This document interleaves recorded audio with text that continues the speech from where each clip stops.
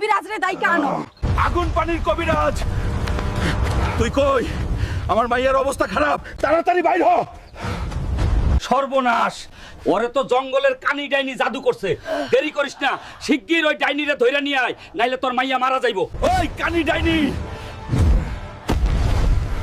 আমার মাইয়ার ক্ষতি করছস, আজ তোরে আমি জ্যান্ত পুইতা ফালামু।